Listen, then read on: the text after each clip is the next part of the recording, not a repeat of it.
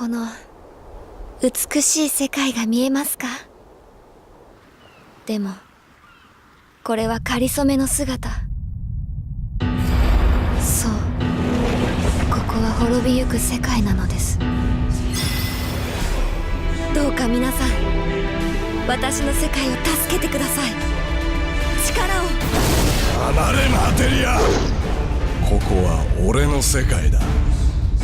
さあお前たち、滅びゆく我が世界のために戦え。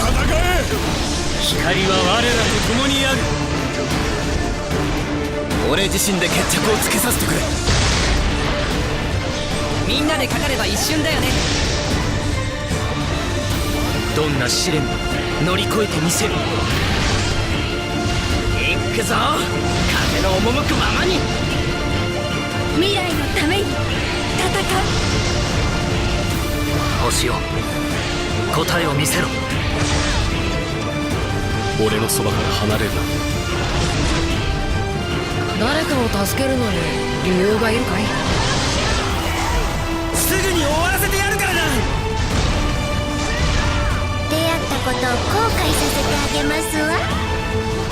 これは俺の仕事だ。やるしかなければやるだけだ。行くわよ、集中なさい。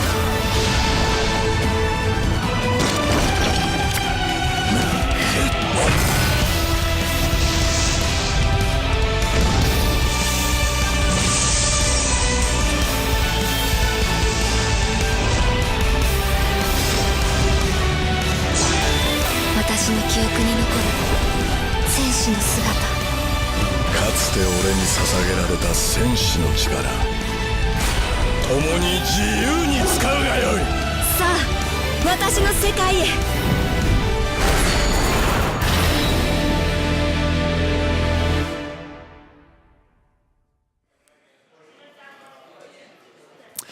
For a few years, fighting game fans have been waiting for Square Enix to bring the arcade action of Dissidia Final Fantasy into homes, and that time is almost here. The newly announced Dissidia Final Fantasy NT has insane 3 vs 3 battles, and we've got an exclusive look. Here to explain it all is Matt Kishimoto, Senior Product Marketing Manager. Matt, welcome to the IGN stage. Thanks for having me. So, give us a little background here. Dissidia is the fighting game Final Fantasy fighting game series, right? Correct. Yeah. So there's been 2 that have been released. The first one came out in 2009, and then the second one came out in 2011, both for PSP. Right. And then now this one, it's been in arcades in Japan for a few years now, and then now it's coming to the US for PS4.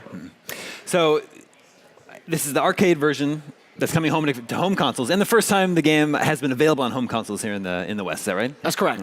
So can we expect anything new? Yeah, so there's going to be a lot of new features that are going to be available for the home console version. We're not ready to talk about all the new features. Not going to lay it all out quite today yet. But I think the exciting thing right now is the fact that it's coming stateside. Yeah, and I know you've brought some footage here to show us today. Yeah. Do you know what we're going to see first? Yeah, so we brought about 4 clips today. Okay. The first clip is just a general battle stage. Okay. So what we wanted to kind of show you guys is exactly kind of how the combat works. And so for those who might be familiar with just the PSP version or not familiar at all, just kind of walk through like the 101 of it all. All right, so yeah, break us down how this game works. 3-on-3, does that mean it's 6 players? It's 6 players. Okay. So it's not you controlling 3 characters, it's you and 2 other buddies going against 3 people. What if you're just playing by yourself? So there will be an offline mode Okay. That you can play by yourself that'll have 5 CPUs. But it's probably the most fun to play with a total of 6 Yeah, people. that's what it's designed for. Yeah. So you pick your fighters, you and your teammates pick your fighters, Yeah. the opponents pick your fighters, and then you battle it out. What, you're just trying to whittle everyone's health down? Yeah, so I mean you start, you can see on screen right now, it's Tidus from Final Fantasy X, tons of different Final Fantasy characters. But it's not quite as simple as kind of button mashing and just kind of taking away health from the other guy. So what you have to do is really figure out how to use the Bravery combat system, and that's what's unique to Dissidia in and of itself. So the Bravery combat system, the way it works is you use X and then kind of different button combinations with that, and modifiers. And then basically once you build enough bravery points, and the bravery points you can see in the lower middle, where it says 1,000 on the screen. Okay. Once you build up enough of that, then you unleash HP attacks. And the HP attacks are what takes away opponent's HP. Okay. And so the ultimate goal is just to defeat the opposing squad 3 times. So you can defeat the same guy 3 times, or defeat 1-1-1. I see. Talk about the crystal here. Ooh, yeah. It's not a Final Fantasy without Yeah, crystals, no, exactly. right? Yeah, it's a key component. So that's a summoning core. And so the way that works in this game is you can destroy it, and then that will fill up your summoning gauge faster. And so once you fill up your summoning gauge, see in the middle how you're calling in your summon? Yeah. Now you can call in the iconic and legendary summons like Shiva and Ifrit and Odin and Bahamut, things like that. So like this summon animation, are all players seeing that? Yeah. Okay. Yeah. That affects everyone. And then talk about the arched line that's connecting you to other players. Is that who you're targeting? Kinda not really. So the arc line is actually who's targeting you. So if the line is blue, then that means somebody's targeting you. But if the line turns red, then that means they're attacking you. So you can either block or start kind of dodging. Okay. Yeah. And you said there are online battles here. There are online battles. And voice chat? So you can communicate, yeah, voice chat, communicating with yeah. your teammates there. So what are some different strategies that you find people using? So there's a lot of kind of different strategies you can do. You can kind of divide and conquer. Sure. There's 4 different classes actually. There's Vanguard, Assassin, Marksman, and Specialist, and kind of each are fit to play your own style. I see. You know, kind of like how different MOBAs or other kind of like team-based kind of shooters have kind of categories. Sure. So it's kind of fit for however you want to play. Sure. But yeah, that was the first battle. But we brought one more that's a little bit different. Okay, yeah, well, they're going to load that up here. You're also working with Team Ninja on this one, is that right? Yeah, so Team tell Ninja us- from Koei Tecmo. Okay, and obviously they have a lot of experience with combat in video games. So Yeah. Can you talk a little bit about that? Yeah, so it's really a joint collaboration between Team Ninja and the Square Enix team. But yeah, they're really a great partner to work with. But I mean, with their credibility with the Dead or Alive franchise and the recently launched Neo. Yeah. Yeah. So they bring a lot more kind of credibility into the fighting game space. So what's the environment we're seeing here? So we are on the battle stage of Cornelia from Final Fantasy 1. And so the main player is playing as Warrior of Light from Final Fantasy 1. That's pretty awesome. Yeah, to see yeah, this yeah. rendered in full 3D. Rather than the 8-bit Yeah, exactly. little guy.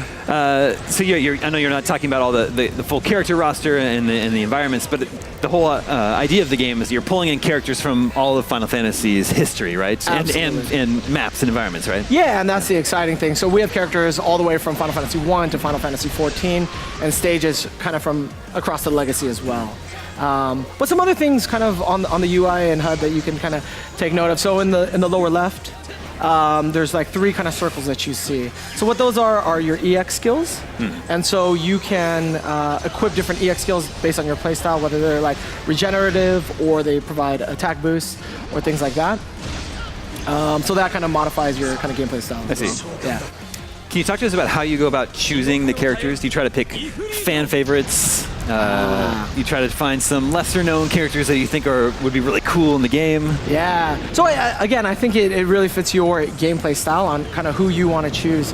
I think you can choose either your favorite character or one that kind of plays a little bit more like yourself, like kind of assassins. But I was meaning more like, how do you choose characters to be in the game, to include in the game? You're looking at all of Final Fantasy's history, so like, okay, I think I'll pick this guy, this girl. Yeah, so I can't really kind of go into too much detail on why certain characters were included or why certain characters were excluded.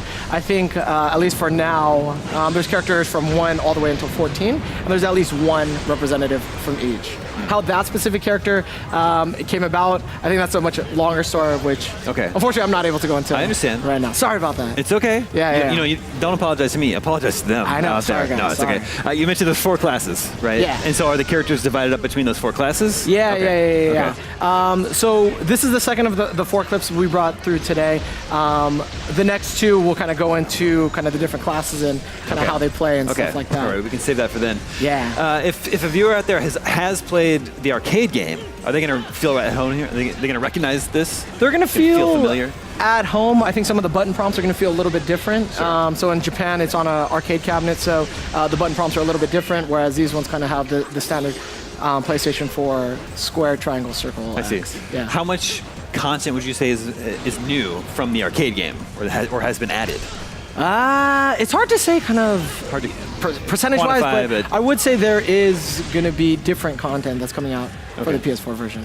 What about people that played the PSP game? Ooh. Is this still going to feel familiar to them? I think what people will recognize immediately is, of course, the Final Fantasy characters and the Bravery combat system. Okay. But everything else will feel very, very different. So what we were looking to do was really compare like apples to apples on kind of what's the same and what's different in the PSP version, and it's so different.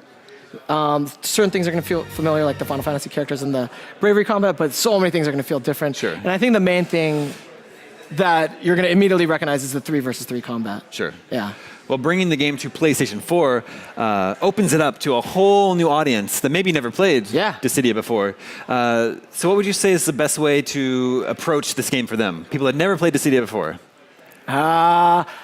I'd say grab your buddies and just jump in.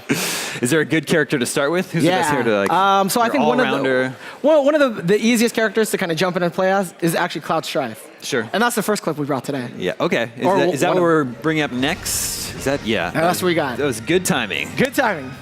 So what we did is we actually simplified down the screen so you can kind of see a little bit more about Cloud Strife. And this is actually the first time we're ever debuting a really in-depth look. Okay. At Cloud. Yeah. But I see he's still called Nameless Soldier here. That's Seems where like the being- PSN ID would go. Oh, okay, Yeah, yeah, interesting. yeah. Okay, yeah, because I remember all of the characters here are, Nameless Boy, Nameless Idealist over there. Yeah, okay, so Yeah. those are going to be your PSN names. Yeah, gotcha. All right, so how does Cloud play?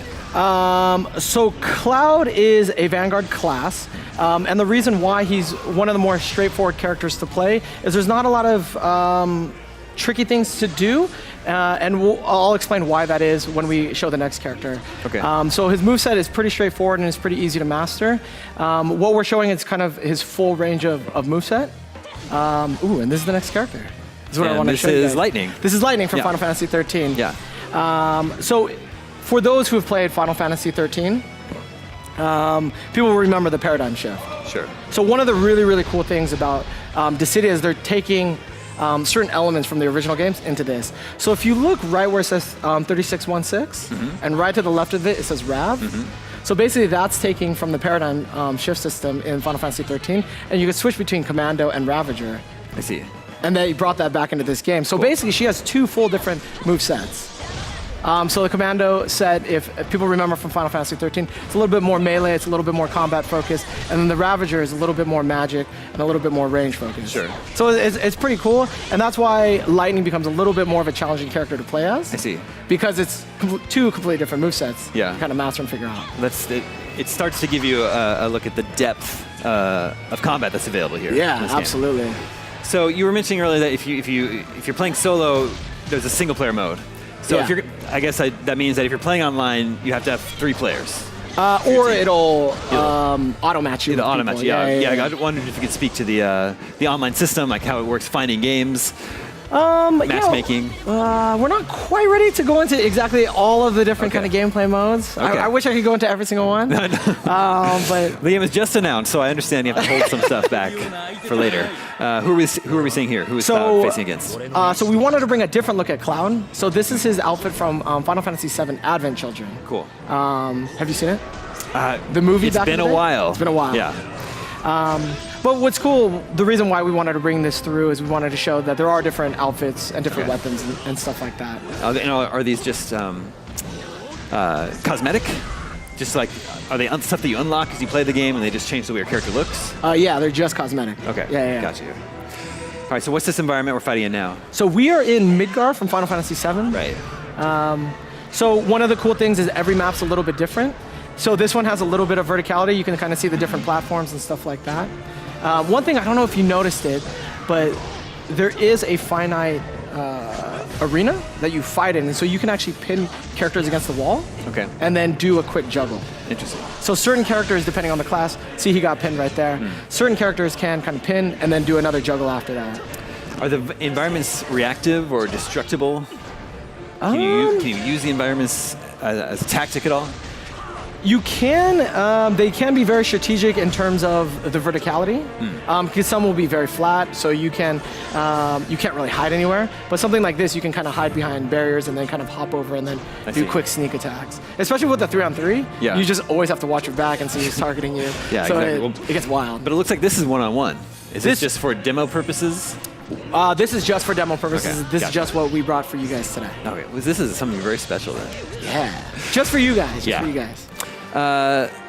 So we have one more clip after this. Yeah. Right? And wait, what are we going to be looking at there? So this one, so what we did is we brought 2 clips of Cloud in the different outfits, and then we brought 2 clips of Lightning in different outfits. Okay. So for Final Fantasy 13 fans out there, this is her outfit from Final Fantasy 13-2. Yeah. And I can predict what your answer is going to be, but all these customization options, are they included in the game, or is this stuff that's going to be added later on after release? It's going to be added into the game, and then we haven't really discussed our post-launch activities quite yet, but soon. Please look forward Soon. to learning more. I think this is really cool. This is finally coming. It's coming to a home console. Because I actually, I've been a long time Final Fantasy fan, but I never played Dissidia on PSP. Yeah. So this seems really cool. Yeah, I mean, that's going to be one of the really exciting things network connectivity is a very different thing than it was on PSP, and now it is on PS4. And so it'll be interesting to see kind of like how matches get done and all sorts of different capabilities we have now. So that's going to be really exciting to see in the... I have to ask if, along with all the characters that are included, are there any monsters from the Final Fantasy universe you can play and fight as? You don't need to reveal specific ones. What we have is just the characters. Just like, okay. Got it. But, right now I believe we have 6 summons. Okay. That you've seen, and then each one of the summons has a completely different ability of how they can completely destroy the environment. Okay. Yeah. So like, for me personally, I like always trying to select Ramu, the lightning god, because his AoE attack just kind of spreads across the entire arena. And does each player get to choose their own summon? It's or is it based on classes? It's actually when you're selecting your characters, and then after that, your team can select the summon. So if 2 of the 3 people select the same summon, then it's going to be that one. But if everybody selects different summons, then it's randomized. Okay, interesting. Yeah. Interesting. So you have to strategize with your teammates. So it's more fun if you play with your friends, because you guys can kind of talk and be like, let's get this one because this suits our play style better. But of course, if you play with random people online, then yeah, that's true. So Dissidia Final Fantasy NT. Yes, sir. What does the NT stand for? The NT stands for New Tale. And so what that means is the PSP games, they had their own story, their own universe. Yeah. And while this carries over into the same universe, it's a completely new tale. Okay. And you mentioned a single player mode. Is there actually like a story mode or a campaign that you play through? Yeah, there is, but I think that's about all that we're able to kind of discuss in terms of, the offline single player mode. Yeah, I know. Like the game was just announced last week, I think. Yeah. It's coming 7th. early 2018. Early 2018, PlayStation 4 exclusive. Okay, can you let us know when we could look forward to learning more about Dissidia Final Fantasy NT? There will be lots of coverage at E3 this upcoming week. When the next big reveal is going to be, or next big thing, I can't quite say that quite Later yet. on. I'm sorry. Some Soon. point in the future. Well, thank you so much for coming by the show. Yeah. That's really cool.